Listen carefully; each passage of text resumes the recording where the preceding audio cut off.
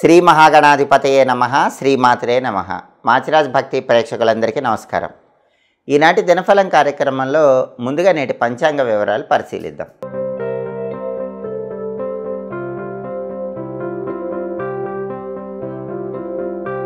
October 23 గురువారం దినఫలాన్ని పరిశీలిస్తే విదియ తిథి రాత్రి 10:47 వరకు ఉంది. నక్షత్రం రోజంతా విశాఖ నక్షత్రం ఉంది.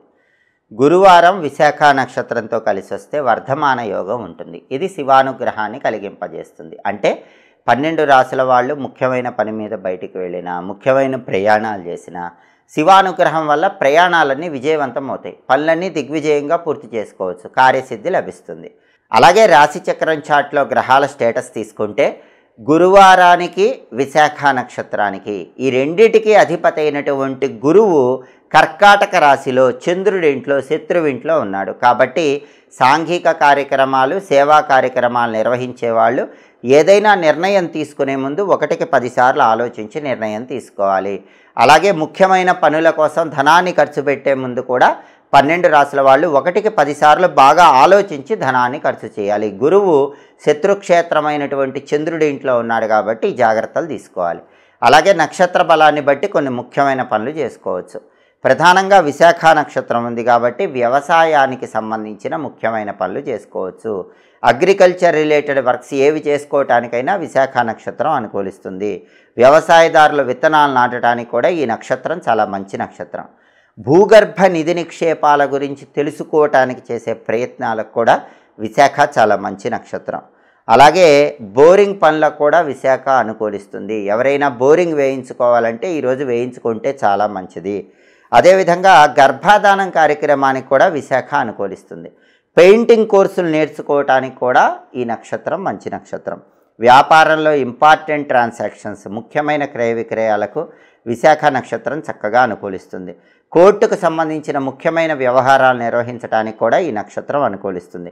ఒక్కొక్కసారి చెడు చేసైనా సరే విజయం సాధించాల్సి వస్తూ ఉంటుంది. మంచి కోసం చెడు చేసైనా విజయం సాధించాల్సి వస్తుంది. అలాంటి పనులన్నీ చేయటానికి విశాఖ నక్షత్రం చక్కగా అనుకూలిస్తుంది. విశాఖ నక్షత్ర బలాన్ని బట్టి ఈ ముఖ్యమైన పనులన్నీ చేసుకోవచ్చు. అలాగే ఈనాటి దినఫలం కార్యక్రమంలో 12 రాశుల రాశి ఫలితాలు ఎలా ఉన్నాయో ఇప్పుడు మనం పరిశీలిద్దాం. ముందుగా మేషరాశి. మేషరాశి వాళ్ళకి ఈరోజు ధార్మిక చింతన పెరుగుతుంది. దేవాలయ దర్శనం చేస్తారు. సామాజిక సేవా కార్యక్రమాలు ప్రారంభించే అవకాశాలు కూడా ఉన్నాయి. అలాగే వ్యాపార పరంగా మంచి పురోభివృద్ధి ఏర్పడుతుంది. వ్యాపారం అనుకున్న దానికంటే బాగా లాభాల్లో సాగుతూ ఉంటుంది. అలాగే ఆరోగ్యపరంగా మాత్రం కొద్దిగా లోపం ఉంటుంది. ఆరోగ్యం పట్ల ప్రత్యేకమైన శ్రద్ధ తీసుకోవటం మేషరాశి వాళ్ళకి ఈరోజు చాలా అవసరం. తదుపరి వృషభ రాశి. వృషభ రాశి వాళ్ళకి ఈరోజు సుఖము, శాంతి, సౌఖ్యము లభిస్తాయి. విందు వినోదపరమైన కార్యక్రమాల్లో చక్కగా పాల్గొంటారు. విశేషమైన ధనలాభం కలుగుతుంది. ఆదాయ మార్గాలు పెంపొందింపజేసుకుంటారు. తదుపరి మిథున రాశి. మిథున రాశి వాళ్ళకి ఈరోజు ధార్మిక రక్షణ గురించిన ఆలోచన పెరుగుతుంది. ధర్మ సంస్థాపన కోసం పోరాడాలనే కోరిక పెరుగుతూ ఉంటుంది. ధర్మ మార్గంలో ముందడుగు వేస్తూ ఉంటారు. అలాగే వ్యాపార పరంగా కూడా మంచి లాభం కలిగే సూచనలు ఉన్నాయి. ఊహించిన దానికంటే వ్యాపారంలో ఎక్కువ లాభాలు వస్తాయి. ఉన్నత పదవి కోసం, ప్రమోషన్ల కోసం చేసే ప్రయత్నాలన్నీ చాలా చక్కగా అనుకూలిస్తాయి. తదుపరి కర్కాటక రాశి. కర్కాటక రాశి వాళ్ళకి ఈరోజు వృత్తి యందు వ్యతిరేకత కనిపిస్తోంది. ఉద్యోగమైనా వ్యాపారమైనా మిమ్మల్ని వ్యతిరేకించే వాళ్ళు ఎక్కువగా ఉంటారు. చిరునవ్వు నవ్వుతూ మౌనంగా మీ పని మీరు చేసుకునే ప్రయత్నం చేయటం మంచిది. అలాగే ఈరోజు కీర్తి ప్రతిష్టలు మాత్రం ఒక్కొక్కసారి తగ్గినా ఇంకోసారి పెరుగుతూ ఉంటాయి. మిమ్మల్ని పొగిడే వాళ్ళు కూడా ఉంటారు. దూర ప్రాంతాలకు ప్రయాణాలు చేస్తారు. ఆ ప్రయాణాల వల్ల మంచి ప్రయోజనాలు అందిపుచ్చుకునే యోగం కర్కాటక రాశి వాళ్ళకి ఈరోజు ఎక్కువగా ఉంది. తదుపరి సింహరాశి. సింహరాశి వాళ్ళకి ఈరోజు ఉద్యోగ భంగం ఉంది. అంటే ఉద్యోగంలో ఏదో ఒక ఆందోళన చోటు చేసుకునే సూచనలు ఉన్నాయి. కొంచెం జాగ్రత్తగా ఉండాలి. అలాగే వ్యాపారంలో అయితే ధనలాభం ఉంది. ఏ వ్యాపారం చేస్తున్నా సింహరాశి వాళ్ళకి చాలా చక్కటి ధనపరమైనటువంటి ప్రయోజనాలు ఉన్నాయి. తదుపరి కన్యారాశి.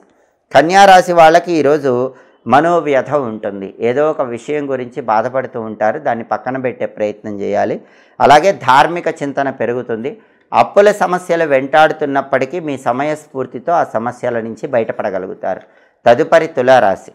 తులారాశి వాళ్ళకి ఈరోజు సామాన్యమైనటువంటి ధనలాభం ఉంది. ఎంతో కొంత ధనలాభం, అద్భుతంగా లేకపోయినా ధనపరంగా కొంత కలిసి వస్తుంది.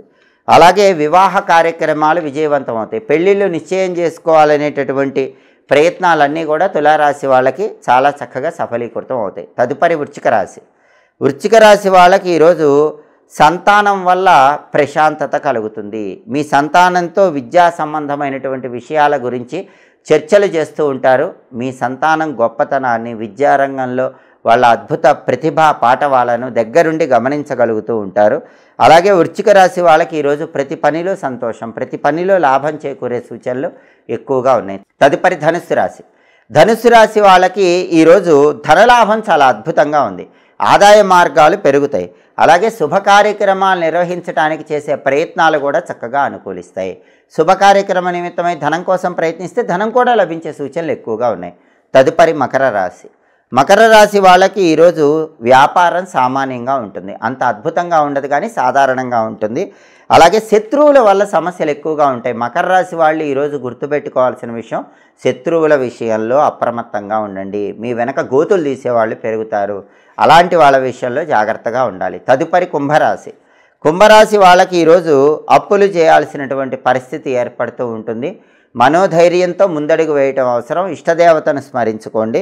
అలాగే బుద్ధి చంచలత్వం ఉంటుంది. రకరకాలుగా బుద్ధి ఆలోచిస్తూ ఉంటుంది. అలాంటి బుద్ధిని సరైన మార్గంలో పెట్టే ప్రయత్నం చేయటం కుంభరాశి వాళ్ళకి ఈరోజు చాలా అవసరం. తదుపరి మీనరాశి. మీనరాశి వాళ్ళకి ఈరోజు సామాన్యమైనటువంటి ధనలాభం కనిపిస్తుంది. ఎంతో కొంత ధనపరంగా మాత్రం ప్రయోజనాలనే ఉంటాయి. అలాగే వివాహ ప్రాప్తి యోగం ఉంది. పెళ్ళిళ్ళు నిశ్చయం కావటానికి చేసే ప్రయత్నాలన్నీ చాలా చక్కగా అనుకూలిస్తాయి. ప్రధానంగా ఈరోజు కార్తీక మాసంలో 2వ రోజు కాబట్టి దీన్ని యమద్వితీయ అనే పేరుతో పిలుస్తారు. కాబట్టి 12 రాశుల వాళ్ళు వృత్తిపరంగా అత్యుత్తమ స్థాయికి చేరటానికి, ఈ రోజంతా అదృష్టం కలిసి రావటానికి యమధర్మరాజుకు సంబంధించిన యం యమాయ నమః అనే మంత్రాన్ని 21 సార్లు చదువుకొని పని మీద బయటకు వెళ్ళాలి. యం యమాయ నమః ఈ మంత్రం చదువుకుని వెళితే కార్యసిద్ధి ఏర్పడుతుంది. వృత్తిపరంగా మంచి పురోభివృద్ధి ఉంటుంది. అపమృత్యు దోషాలన్నీ తొలగిపోతాయి.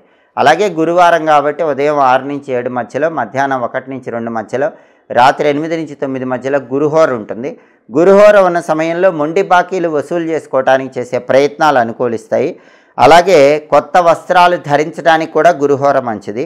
అదేవిధంగా పిల్లల్ని ఊయల్లో వేయటానికి కూడా గురుహోర చాలా మంచిది. వివాహపరమైన ముఖ్యమైన చర్చలకు కూడా గురుహోర మంచిది.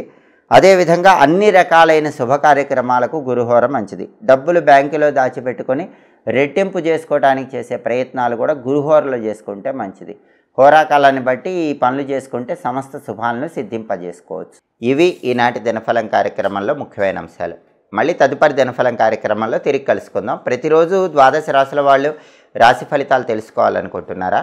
అయితే మా మాచిరాజ్ భక్తి ఛానల్ తప్పకుండా చూడండి. మా వీడియోస్ మీకు నచ్చినట్లయితే మా ఛానల్ లైక్ చేయండి, కామెంట్ చేయండి. మా ఛానల్ వీడియోస్ 10 మంది మిత్రులకు షేర్ చేయండి. మా ఛానల్ సబ్స్క్రైబ్ చేసుకోండి. పక్కన ఉన్న బెల్ సింబల్ ఒకటి మాత్రం మర్చిపోకండి. సర్వే జనాః సుఖినో భవంతు. స్వస్తి.